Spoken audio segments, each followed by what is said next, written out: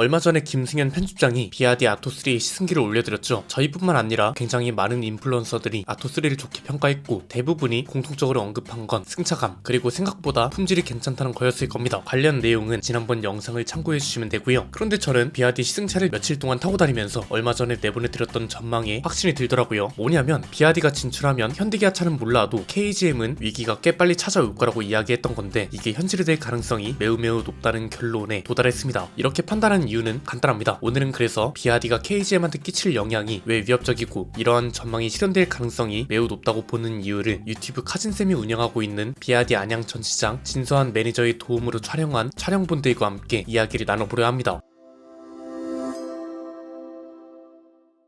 KGM과 비아디는 뗄래야 뗄 수 없는 관계입니다. 대부분이 전기차 시스템만 공유한다고 생각하지만 사업적인 측면에서도 굉장히 많은 공유를 해왔죠. 가장 대표적인 게 배터리팩 공장을 같이 설립한다는 거, 이건 실제로 협약한다는 걸 공식 발표하기도 했고요. 최근엔 아예 평택 완성차 공장을 비아디가 쓴다는 소문까지 있습니다. 그런데 결국 아직 이뤄진 건 하나도 없습니다. 배터리팩 공장은 사업 계획도 못 세웠고 창원시와의 협의도 지지부진해지면서 사실상 잠정 중단된 상태인 걸로 알려졌고요. 최근에는 지리차가 르노코리아 공장을 본격적으로 활용하면서 지리는 부산, 비아디는 평택을 생산 기지화하는 것 아니냐는 전망도 나왔잖아요. 그런데 이건 경우가 좀 다르다고 했죠. 르노코리아 공장을 지리차가 쓰는 건 그룹산의 공장을 쓰는 개념이라서 전혀 이상할 게 없다고 짚어드렸습니다. 예를 들면 현대차 그룹이 잠깐 기아 공장에 현대차 모델을 생산하게 하는 것과 비슷한 개념이고 닛산이 로그를 부산 공장에서 생산했던 것도 비슷한 개념이었습니다. 그런데 비아디와 KGM은 종속 관계가 전혀 아니기 때문에 완전히 다른 케이스란 거죠. 물론 이 소문이 나온 뒤로 사실이다 아니다 이야기가 나온 게 없기 때문에 확정이라고도 할 수 없지만 최근 들어서 비아디가 결국 KGM을 인수하게 되는 것 아니냐는 소문도 퍼지고 있잖아요. 이 소문이 결정적으로 커진 계기는 무쏘 EV 때문이 아닌가 싶습니다. 애초에 토레스 얼굴을 하고 있는 차에 무쏘라는 이름을 붙인 것도 이해가 안 되는데 문제는 여기서 끝나는 게 아니었습니다. 갑자기 무쏘를 픽업 트럭 브랜드로 출범시키고요. 그런데 또 무쏘라는 브랜드 아래에서 출시된 차의 이름이 무쏘 EV라고 합니다. 현대 팰리세이드 이런 식으로 부른다면 무쏘 EV가 되는 이상한 공식이고요. 심지어 여전히 회사 내부적으로 정확하게 말하면 일선 직원들 사이에선 이 브랜드와 모델명 체계 정리가 제대로 안 된 것으로 파악되기도 했습니다. 그러니까 무쏘 EV라는 결과가 나온 거겠죠. 100번 양보해서 이름이 좀 아닌 것 같아도 가격이 저렴하다면 오케이 괜찮을 수 있었습니다. 이렇게 생각하는 사람도 분명 많았습니다. 그런데 이런 기대마저 꺾은 게 뭔가요? 무쏘 EV의 가격표죠. 하위 트림은 4,800만원부터 상위 트림은 5,050만원부터 심지어 이건 사륜구동을 뺀 가격입니다. 지금 토레스 기준으로 사륜구동 옵션이 200만원입니다. 이 가격대로면 사륜구동 하위 트림은 5천만원부터 상위 트림은 5,250만원부터가 되는 거죠. 이게 문제가 되는 이유는 뭐라고 했나요? 경쟁 모델을 따지기도 전에 자사의 토레스 EVX보다 비싼 가격이라는 게 첫 번째였습니다. 물론 배터리 용량하고 주행가능 거리가 늘었다고는 하지만 이게 과연 비싼 가격을 납득시킬 수 있을 만한 근거인지는 잘 모르겠고요. 화물 전기차 보조금을 받을 수 있다고는 하지만 LFP 모델이라 100% 받기도 힘들고 이런 걸 감안해서 넉넉하게 700만원 정도를 받을 수 있다 해도 사륜구동 모델은 하위 트림 4,300만원, 상위 트림은 4,550만원이 됩니다. 아무리 전기차라 해도 이 가격에 왜 토레스 전기 픽업 트럭을 이런 질문이 나온다는 거죠. 어떤 사람은 지난번 영상에서 충분히 가격과 관련된 문제점을 설명했음에도 야 전기차인데 더 비싼 게 당연하지 이런 말을 합니다. 아니 브랜드를 막론하고 문제가 되는 게 전기차의 가격 아닌가요? 비싼 게 당연하다 그런 논리라면 이미 비싼 전기차들은 내연기관차보다 안 팔리고 있으니 무쏘 EV도 안 팔리는 게 당연한 겁니다. 왜 이런 억지 논리가 최근 들어 유독 KGM 영상에 많아졌는지 의문이고요. 저는 이런 논리가 최근에는 비아디가 출시되면서 더욱 힘을 잃고 있다고 봅니다. 두 브랜드가 어떻게 보면 출발점은 같을 수 있습니다. 그런데 달리는 속도나 방향이 너무 다릅니다. 앞에서 잠깐 언급한 것처럼 KGM과 비아디는 이미 때려야 뗄 수 없는 사이입니다. 그런데 이제는 그런 사이임과 동시에 경쟁까지 해야 하는 사이가 된 거죠. 무쏘 EV는 픽업 트럭이라 타격이 없다는 소리가 또 나올 수도 있습니다. 그런데 자꾸 이걸 강구하는 분들이 많은데요. 무쏘 EV는 애초에 전기차고 한국 전기차 시장은 파이가 작고 현대기아차와 테슬라도 한국의 전기차 캐즘은 깨지를 못하고 있습니다. 그렇기 때문에 처음부터 판매량을 기대하기가 매우 힘들다는 게 첫 번째입니다. 그럼 중요한 게 나머지 차들이라도 잘 팔려야 한다는 건데 문제는 이 차들도 앞으로 어떻게 될지 모른다는 거죠. 일단 내연기관 모델 쪽은 현대기아차랑 상대가 안 되고 있습니다. 그냥 이건 뭐 현대기아차가 본인 취향에 맞고 안 맞고를 떠나서 판매량이라는 객관적 현실을 보고 이야기하자고요. 냉정하게 말하면 현대기아차뿐만 아니라 그랑 콜리오스 출시 이후에는 르노코리아한테도 안 되고 있습니다. 토레스랑 액티언 하이브리드가 나와도 이건 마찬가지일 겁니다. 왜? 하이브리드 모델이라는 이유로 당연히 가격이 오를 거고 정작 인포테인먼트 시스템과 같은 문제는 여전히 소식이 없는 상태잖아요. 그럼 전기차 시장이라도 잘 돌파를 해야 하는데 여기는 현대기아차뿐만 아니라 아니라 테슬라나 비아디도 경쟁 범위에 속합니다. 비아디는 특히 큰 장벽이 될 수 있다고 보는 게요. 이건 그냥 한 번이라도 타보면 알 수 있는 내용이라고 봅니다. 중국 출장 이후 계속해서 강조해드리는 게 있습니다. 비아디의 루시랑 아태지역 총괄 이사가 한국 소비자들의 비아디 전기차 경험을 굉장히 강조했다는 걸요. 이 말이 실제로 한국에서 비아디를 타보니 체감이 확 된다고 했잖아요. 그냥 쉽게 얘기하면 KGM과 똑같은 전기차 시스템을 쓰기 때문에 출발점은 같다고 해석할 수도 있습니다. 그러나 달리는 속도와 방향이 너무 다릅니다. KGM은 슬리퍼 신고 달리는 느낌이고요. 비아디는 런닝화를 신고 달리고 있다는 거죠. 무엇보다 비아디는 KGM의 모든 불편함을 해소했다는 점이 중요합니다. 인포테인먼트 시스템이 가장 체감되는 차이였는데요. 자, 비아디는 일단 모든 물리 버튼을 실내에서 없애지 않았습니다. 비상등이나 오토홀드나 주행 모드 버튼 같이 운전자들이 자주 쓰는 버튼들은 아예 센터 터널 쪽으로 빼놨거든요. 이거 굉장히 직관적이고 편리하게 잘 해놨고요. 그럼에도 많은 기능들을 디스플레이에 숨겼는데 여긴 이제 KGM하고 똑같은 거죠. 그런데 좀 소름 돋았던 게 뭐냐, 저희가 KGM의 인포테인먼트 시스템을 지적할 때 했던 얘기가 있습니다. BMW를 많이 참고하라는 거였잖아요. 이거 그냥 따라만 해도 반 이상은 갈 거라고 했는데 대표적인 게 공조 장치를 조작하는 거였습니다. BM처럼 그냥 화면 하단에 계속 떠있게 하면 굉장히 많은 게 해결된다고 했습니다. 지금 KGM 차들은 애플 카플레이를 쓰다가 공조 장치를 조작하려면 공조 장치 메뉴를 별도로 들어갔다 놔야 합니다. 어쩔 때는 버튼 누르는 순서를 헷갈리면 홈 화면까지 가서 애플 카플레이로 다시 돌아야 합니다. 조작하기도 불편하고 가뜩이나 화면 반응 속도도 느려서 위험합니다. 그런데 BM은 아예 하단에서 계속 온도를 조절할 수 있기 때문에 전혀 불편함이 없다고 했습니다. 온도를 조절하거나 열선 시트와 통풍 시트를 켜도 내가 보던 내비게이션이나 애플 카플레이 화면은 계속 떠있으니까요. 그런데 결국 KGM은 그나마 현재 상태에서 할 수 있는 최선의 방법을 몇 년을 얘기해도 그대로입니다. 아니, 오히려 시간이 흘러 신차도 나왔으니 더 안 좋아진 거라고 볼 수 있는 거죠. 그런데 제가 소름이 돋았던 부분은 비아디 차를 한국에선 처음 타본 거잖아요. 저희가 그간 KGM이 어떻게 하라고 이야기했던 걸 비아디는 그대로 적용하고 있었다는 겁니다. 더 정확하게 말하면 아토3는 저희가 이런 얘기를 하기 전에 이미 만들어져 있던 차이기 때문에 이걸 무슨 조언을 듣고 만들었다고 주장하는 건 말도 안 되는 거고요. 제가 하고 싶은 말은 비아디는 적어도 어떻게 만들어야 사람들이 덜 불편해 하겠구나라는 걸 고민하고 만든다는 거고, KGM은 지금까지 나온 결과물들을 봐선 이런 걸 고민하고 만드는 게 맞는지 의문이 든다는 게 가장 큰 차이란 겁니다. 이런 게 곧 앞으로의 전망과 운명을 가른다고 보거든요. 이게 굉장히 무서운 이유가 뭐냐면 비아디는 올해만 신차 2종을 더 출시할 예정이고요. 앞으로도 계속 출시할 겁니다. 그리고 그 뒤로 지카와 샤오펑 같은 다른 중국 브랜드들도 비슷한 전략으로 들어올 겁니다. 물론 비아디 차도 모든 게 완벽한 건 아닙니다. 모든 브랜드를 공정하게 대하기 위해서 비아디를 비롯해서 앞으로의 한국에 진출할 중국 브랜드들도 마찬가지로 마케팅을 하려면 확실하고 과감하게 할 필요도 있다는 논평도 함께 내놓고 싶습니다. 이게 무슨 말이냐면 강조할 건 강조하고 뺄 건 빼고 이런 구분이 아직 잘 안 되고 있는 것 같다는 느낌이 있다는 겁니다. 빼야 할 건 뭐냐? 간단합니다. 너무 자신들의 브랜드를 과하게 내세우지 않아야 한다는 게 큽니다. 이게 무슨 말이냐? 브랜드를 홍보하지 말라는 게 아니고요. 예컨대 아토3에는 비아디라는 글자가 너무 많습니다. 뒷모습을 보면 BYD 엠블럼이 이미 있는데 모델명 앞에 BYD가 또 들어갑니다. 심지어 외관하고 실내에 BYD 디자인이라는 레터링도 너무 많습니다. 차라리 유명한 디자이너가 썼다면 이 디자이너의 친필 사인 같은 걸 각인해서 하나만 넣던가 해야 하지 않을까요? 김승현 편집장이 말한 대로 한국 소비자들은 과시하는 걸 좋아하긴 하지만 과한 건 싫어합니다. 반대로 부각해야 할 건 뭐냐? 신차를 출시할 때 사전 계약을 하려면 확실하게 했으면 합니다. 대대적으로 보도를 해야 한다는 거죠. 이번에 아토3가 출시 행사와 동시에 사전 계약을 시작했거든요. 이게 막 대대적으로 보도되거나 하진 않았습니다. 이게 만약 큰 규모로 알려졌다면 지금도 처음 진출한 브랜드 치고는 사전 계약 대수가 적은 건 아니지만 훨씬 많은 계약 대수를 기록할 수 있지 않았을까 합니다. 사전 계약 숫자라는 게 신차의 성공을 가르는 첫 번째 성적이라 보기 때문에 그런 겁니다. 이 외에 디스플레이를 보면 기능이 활성화됐는지 비활성화됐는지 구분하기가 힘듭니다. 대표적으로 스티어링 휠 열선도 보면 이게 켜진 건지 꺼진 건지 알 수가 없고요. 이런 것만 보완해도 성장세가 더 커질 수 있지 않을까 싶습니다. 전기차 말고 아예 한국 전기차 시장을 놓고 보면요, 현대기아차의 점유율을 깨는 건 어려울 수 있지만 KGM을 비롯한 상대적으로 작은 회사들의 점유율은 뺏어오기 어렵지 않아 보이고요. 참 슬프면서도 무서운 얘기인 게 비아디는 KGM만큼만 팔아도 한국 수입차 판매량 3위를 기록하게 되는 겁니다. KGM이 재작년까지 괜찮았던 여론을 그대로 이어왔다면 비아디의 강력한 경쟁 상대가 될 수 있었겠죠. 이런 걸 생각하면 너무 안타깝고요. 혹시나 돌파구가 있는지 저희는 여전히 고민하고 있습니다. 현대기아차를 제외한 마지막 남은 한국 브랜드라서 아쉬운 마음이 더욱 큰 것 같네요. 오늘 내용은 여기까지입니다. 내용이 유익하셨다면 구독과 좋아요, 알림 설정 부탁드립니다. 지금까지 저는 안피디였습니다. 감사합니다.